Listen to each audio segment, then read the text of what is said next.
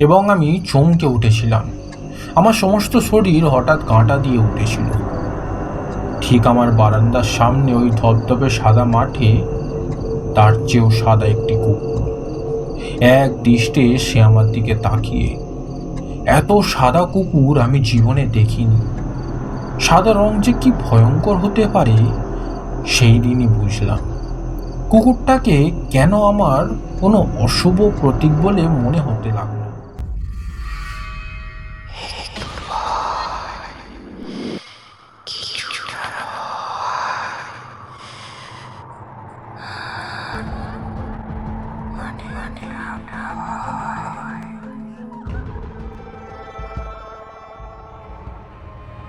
ভারত এবং বিশ্ব সাহিত্যের অজ্ঞাততার কালো অন্ধকারে থাকা কিছু অতি প্রাকৃত অপশক্তি রহস্যের ভাণ্ডার নিয়েই গল্পকার চ্যানেলটি। এই চ্যানেলটিতে আছে একটু ভয়, কিছুটা ভয়, আরও অনেকটা ভয়। So stay connected. গল্পকার চ্যানেলে আপনাদের স্বাগতম। আজ আপনারা শুনবেন জীবন ভৌমিকের লেখা হ্যাপি ভিলা। এই গল্পটি আমরা নিয়েছি দেব সাহিত্য কুটির প্রাইভেট লিমিটেড থেকে প্রকাশিত শুকতারার 101 ভূতের গল্প এই সংকলনটি থেকে। সকল চরিত্রের ভূমিকায় আমি তুহিন। তাহলে চলুন শুনে নেওয়া যাক আজকের গল্প হ্যাপি ভিলা। শিয়ালদার ফার্নিচারের দোকানের মালিক যেমন যেমন পথনির্দেশ দিয়েছিল ঠিক সেই মতোই পিকনিক গার্ডেন স্টপেজে বাস থেকে নামলাম।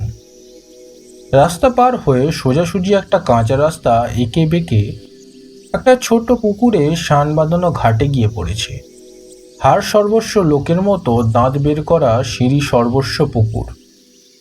বাসক আর আকন্দ শিরিষের হালকা জঙ্গলের ভিতর দিয়ে হলুদ রঙের বাড়িটা এবার চোখে পড়ল।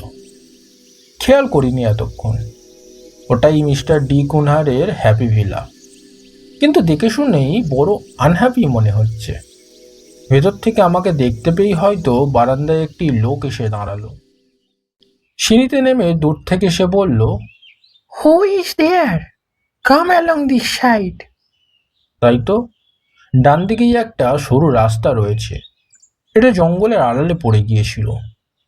এগিয়ে গেলাম সোজা, একেবারে বারান্দার সিঁড়ি পর্যন্ত।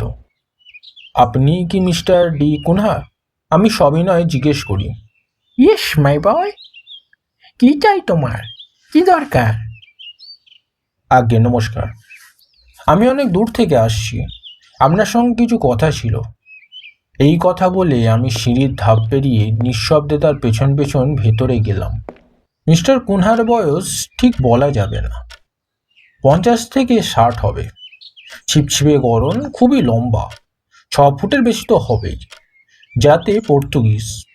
মাথায় ইউল বার্নারের মতো টাক, লম্বাটে মুখ, সুন্দর নাক চোখ, খুবই ফর্সা, অত্যন্ত আনমনা। বিমর্ষ ময়লা ট্রাউজার, গায়ে গেঞ্জি। বলল, দয়া করে ভেতরে আসুন। অনেকদিন বাদে আমার বাড়িতে কোনো মানুষের পা পড়ল। After many many days, please come in. সন্ধে হয়ে এসেছে, চারিদিক নিস্তব্ধ। মিস্টার কুনার মস্ত ঘরটি প্রায় শূন্য। আসবাব বলতে একটিমাত্র ছোট চৌকি এক কোণে। মনে হলো বাড়িতে অন্য কোনো প্রাণী নেই। চামচিকে আরশোলা আছে বহু। চৌকিতে আমরা মুখোমুখি বসলাম। মিস্টার কুনহা আমার দিকে একদৃষ্টিতে তাকিয়ে আছে, বড় নিষ্ঠুর অথচ করুণ চোখ। আমার গা ছমছম করে উঠল। বলুন কি দরকার? হঠাৎ চেঁচিয়ে উঠল সে। আমি চমকে উঠলাম। থাক, হ্যাপি ভিলার মিস্টার কুনহার কথা এখন থাক, আগের কথা আগে বলেনি।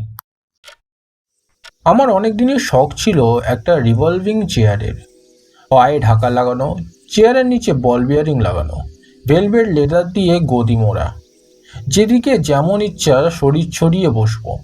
বড়ই আরাম, কিন্তু তেমনই দাম। দর করেছিলাম একবার, দোকানদার বললে 350 থেকে 400 টাকা। বাবা, আমার 1 মাসের মাইনে।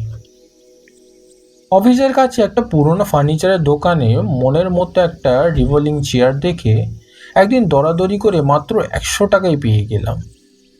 ভাবতেই পারিনি যে সত্যি সত্যি দোকানদার আমার বলা দামে চেয়ারটা দিয়ে দেবে। দেখলে কেউ বলবে না চেয়ারটা পুরনো বা ব্যবহার করা।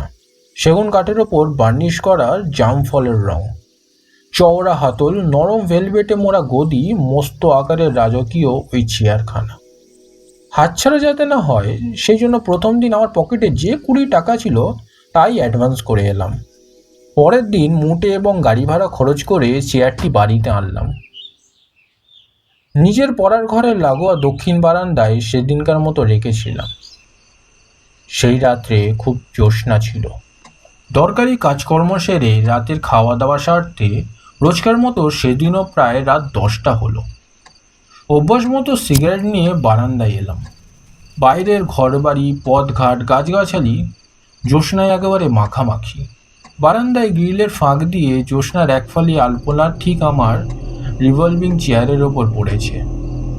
বাইরের বাতাস বারান্দায় খেলছিল বটে, কিন্তু আমার মনে হলো আমার ওই অপরিসর বারান্দায় ক্ষণিকের জন্য বাতাসের মত্ত এক দাপাদাপি হয়ে গেল এবং তারপরই সব শান্ত।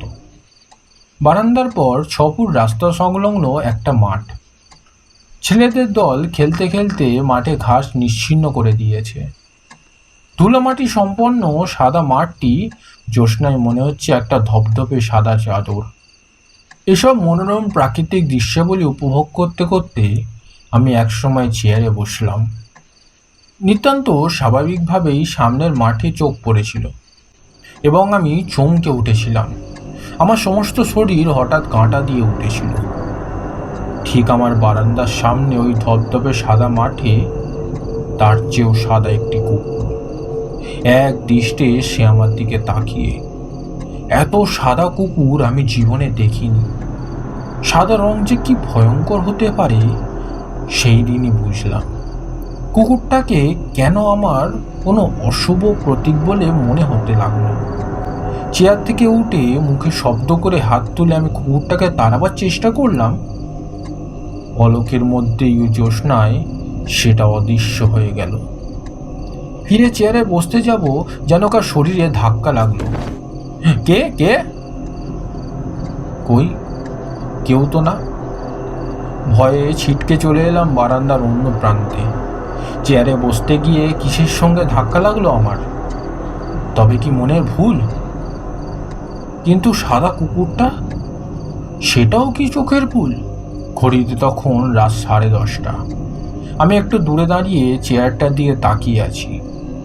এই প্রথম নজর পড়ল যে চেয়ারটা 2 হাতলে বেশ কতগুলো দাগ, সাদা সাদা যেন আঁচড়ের দাগ। আগে তো দেখিনি, কিনে আনার সময়ও নজর পড়েনি। ব্যবহার করা জিনিস সেরকম তো হতেই পারে, কিন্তু এ কি? চেয়ারে বসার গদিটা গোল হয়ে আস্তে আস্তে বসে গেল কেন? একজন বসলে তার শরীরের ভারে যেমনটি হয় ঠিক তেমনটি। চেয়ারে হেলান দেওয়ার পেছনের জায়গাটা নড়ে উঠল কেন?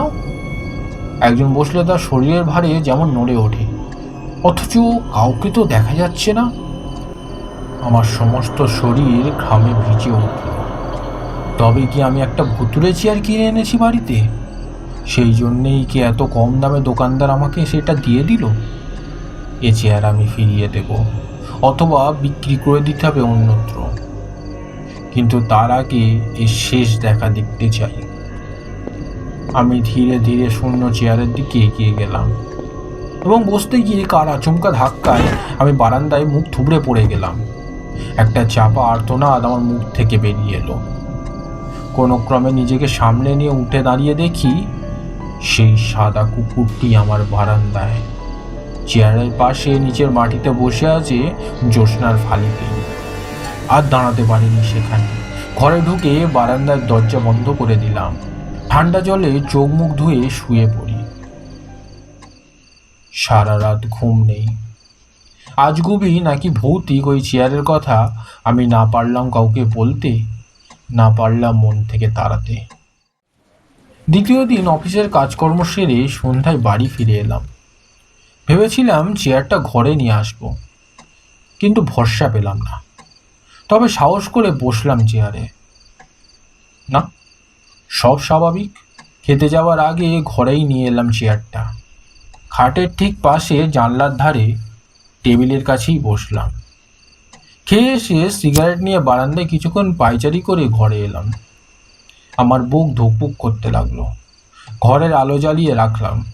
রেডিও খুলে 10টার খবর শুনলাম। এরই মধ্যে স্পষ্ট বুঝতে পারলাম চেয়ার নড়ে উঠল। বসার গদিতে চাপ পড়ে বসে গেল। আলো নিভিয়ে ওদিকে আর না তাকিয়ে বিছনায় উঠতে গিয়ে জানালার ওপারে চোখ গেল। সেই সাদা কুকুর, অসম্ভব স্থির তার 2 কালো চোখ। কোনো ক্রমে হাত বাড়িয়ে জানলা বন্ধ করে দিয়ে চোখ চাপা দিয়ে শুয়ে পড়ে। আমার শরীর কাঁপতে থাকে। পরদিন অফিস থেকে বেরিয়ে অফিসের কাছে যে ফার্নিচারের দোকানটি থেকে চেয়ারটি কিনেছিলাম সেখানে হাজির হলাম। পরশু যে চেয়ারটা কিনে নিয়ে গেলাম সেটা সেকেন্ড হ্যান্ড তো? নিশ্চয়ই, আমাদের তো পুরানো আসবাবেই কারবার।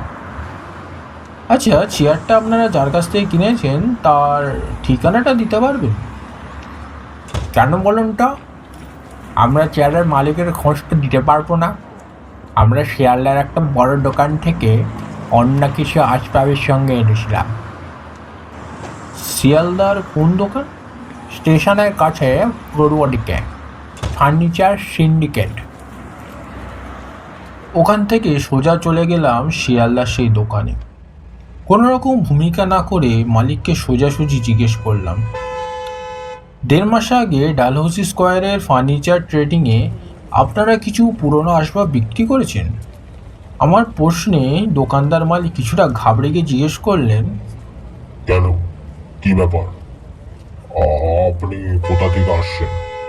আমি মিথ্যে করেই বলি, পুরনো দিনের আসবাব বিষয়ে আমার উৎসাহ আছে। আমি ওই বিষয়ের ওপর গবেষণামূলক কাজ করি। দোকানদার বলে, তাই বলুন। হ্যাঁ, ডালহৌসি স্কোয়ারের ওই দোকানে কিছু মাল গেছে। 2টো আলমারি, 3টে চেয়ার, তার মধ্যে একটা রিভলিং চেয়ার ছিল। ওই চেয়ারের মালিকের খোঁজ সন্ধান ওখান থেকে নিয়েই সেই দিনই চলে আসলাম হ্যাপি ভিলার মিস্টার ডি কুনহার কাছে। মিস্টার কুনহারের সঙ্গে পরিচয় হওয়ার সঙ্গে সঙ্গেই প্রায় হঠাৎই সে চেঁচিয়ে উঠে বলেছিল, বলুন কি দরকার বলে। এই আকস্মিক চিৎকারে আমি চমকে উঠেও সরাসরি জিজ্ঞেস করেছিলাম, আপনার সব আসবাব বিক্রি করে দিয়েছেন কেন? মিস্টার কুনহার যে ঠিক স্বাভাবিক মস্তিষ্ক সম্পন্ন যে নয় সেটা বোঝা গিয়েছিল ওনার কথাবার্তার ধরন ধারণে, চলনে গমনে ও চোখের দৃষ্টিতে। বড় উদাস কণ্ঠে বললেন, ও, লেট মি ফরগেট দ্যাট। আমি ওসব ভুলে যেতে চাই। আমাকে একা থাকতে দিন।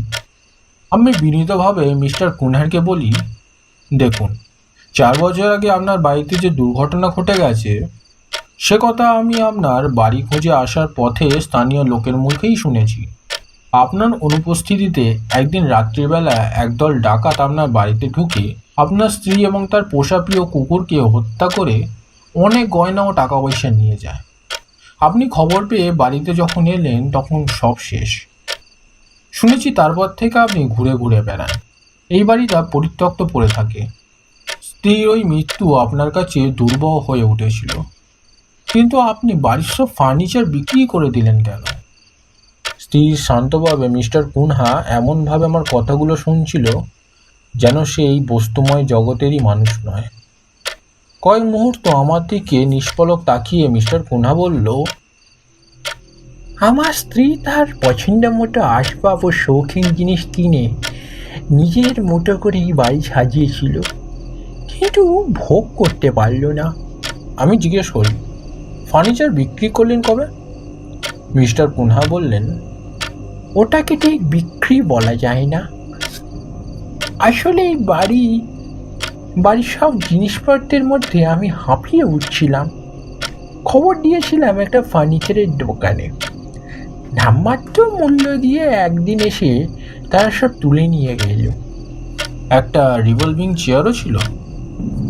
হ্যাঁ, ভারী সুন্দর চেয়ার, বাড়িতে কাঠের মিস্ত্রি ডেকে আমার স্ত্রী নিজে তৈরি করেছিল সেটা। কিন্তু আপনি চেয়ারটার কথা জিজ্ঞেস করছেন কেন বলেন তো?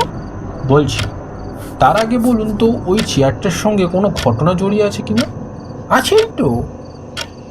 আমার স্ত্রী রোজ রাতে শুতে যাওয়ার আগে ওই চেয়ারটায় বসে বাইবেল পড়তো। এরম অবস্থাতেই একদিন বাড়িতে ডাকাত পড়ল। আমি বাড়িতে ছিলাম না তখন। ডাকাতরা অতর্কিতে তাকে আক্রমণ করে। আমার স্ত্রী বাধা দিতে গিয়েছিল হয়তো। ডাকাতরা তার মুখ চেপে গলা টিপে হত্যা করে ওই চেয়ারে বসা অবস্থাতে। মিস্টার কুনহার কথাবার্তার মধ্যে খুব অন্যমনস্কতা ছিল। থেমে থেমে কথা বলছিলেন। আমি এই সময় জিজ্ঞেস করি, একটা কুকুর ছিল তো আপনাদের? হ্যাঁ হ্যাঁ, আপনি দেখছি সবই জানেন। বড় আদরের কুকুর লিসি। লিসি হয়তো ডাকাতদের আক্রমণ করেছিল আমার স্ত্রীকে রক্ষা করার জন্য। কুকুরটাকেও তারা মেরে ফেলে। আচ্ছা, লিসিকে কেমন দেখতে ছিল? ওরা খুব ভালো জাতের কুকুর, লাখে একটা মেলে। ধবধবে সাদা, কি সুন্দর। হ্যাঁ, সারা শরীর ধবধবে সাদা, কিন্তু আপনার লিসির কপালের রং এক জায়গায় কালো ছিল। How strange! আপনি জানলেন কি করে? আমি লিসিকে দেখেছি পরপর 2 দিন রাত 10টা নাগাদ। হোয়াট? মিস্টার কুনহা চিৎকার করে ওঠে। আমি শান্ত গলায় বলি, শুধু লিসি নয়, আপনার স্ত্রীকেও। কারণ আপনাদের ওই রিভলিং চেয়ারটা আপাতত আমার ঘরেই আছে। মিস্টার কুনহা কোনো কথা বলতে পারছিল না, ঠোঁট দুটো কাঁপছিল। অনেক কষ্টে, খুব অসহায়ের মতো বলল, দুর্ঘটনার পর আমি কোনোদিন রাতে তার ওই চেয়ারের কাছে যাইনি। এমন জানলে আমি অন্তত চেয়ারটা রেখে দিতাম। প্লিজ ওই চেয়ারটা আমাকে ফেরত দিন। Let us live in peace.